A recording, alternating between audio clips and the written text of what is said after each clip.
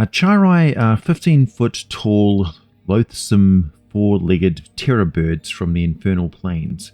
Their body is all head, with beak-like scythe blades snapping together. Thankfully, they are too tall and inflexible to attack little man-sized targets with that beak.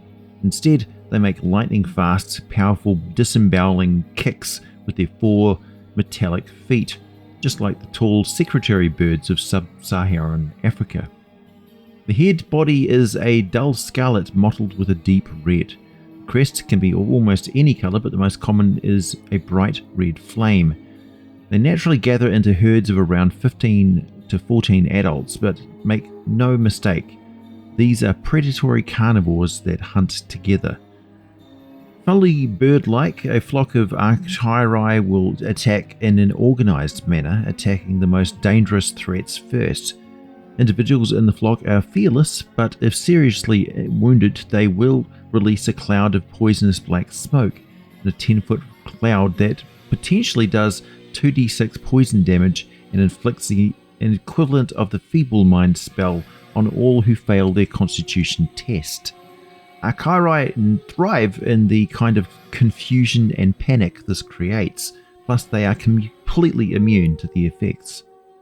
Archaierai have strong regenerative healing only of their damaged legs. They can't regrow a completely severed leg, but the entire leg is made up of infernal metals, and it takes a hit of at least 15 hit points and at least a slashing attack to slice it off, so not easy to sever in the first place.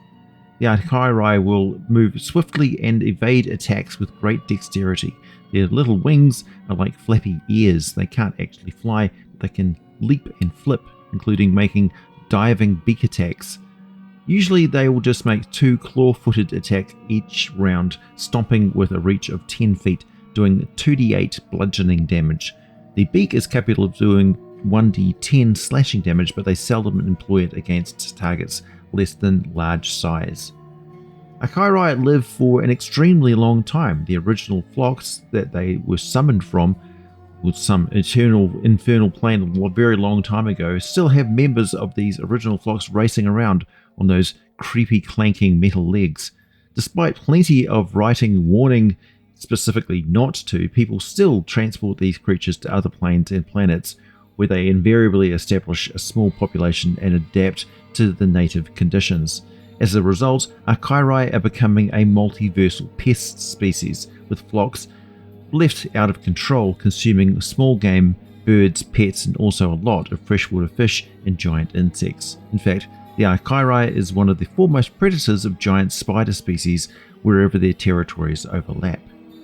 Wherever and whatever nightmarish realm these huge birds came from, they are found most comfortable operating beneath the ground in caverns and chasms, lake shores, and huge fungal forests of the Underdark. They roam great distances underground and can be found in a wild variety of places, all connected with navigatable tunnels and cave networks deep below. They will often use an area with several small chambers as a nesting area, though nobody's ever seen a hatchling of one of these things. Archaierai have no true society and will turn on each other in hard times. Large flocks will often have a big bird leader type, larger, more hit points, stronger attacks, more impressive tribal headwear or hat, you know the type. In this case, it will definitely be more elaborate and impressive, visible personal head crests.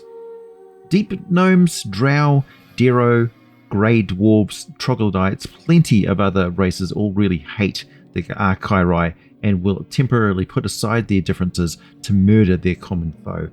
The Archaierai in turn are kind of victims in this situation as well. They have no choice in being uprooted from their home dimension and flung across the depths of the lower planes. From there being summoned or shoved into any kind of far-flung environment in existence. The Archaierai were once cunning predators with a penchant for torture, and yet they have a strange sense of justice. They were quite tribalistic and incredibly organized, seeking vengeance on those they believed wronged their kin, were fully able to devise new inventive strategies of torture for centuries, of vicious internal warfare and many more informal, never-ending murderous feuds. Since then, things have not improved. They have regressed to a more feral state, but are just as cruel, and love a good bit of torture. They just don't remember how to make it really complex or long-lasting anymore. They understand Infernal and Undercommon, but their language is not much more than an insane-sounding babble. Archaierai can only really die from being severely wounded in the head body area. Their legs will either be severed or they'll regenerate over 1 or 2 days, as I said. They are resistant to all magic, taking half damage and effects, taking that if they fail to save to test against it at all.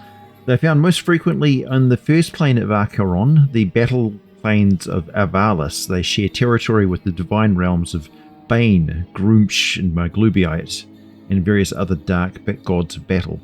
They move in vast flock networks roaming this chaotic environment, both eaters of flesh and in turn eaten by greater predators in these hellscapes, particularly the goblin and hobgoblin armies that are continually battling against each other. I've never heard of an egg from a mated pair of Archaierai, but I imagine it would go for an extremely high price. For this and more other creatures from the Fiend Folio, the original 1981 Fiend Folio, keep watching my channel. I've got much more content coming for you as I complete an A to Z list, a complete guide to all of the monsters in the original Fiend Folio, and every edition of Dungeons & Dragons in the game. As always, I'll be back with more for you very soon.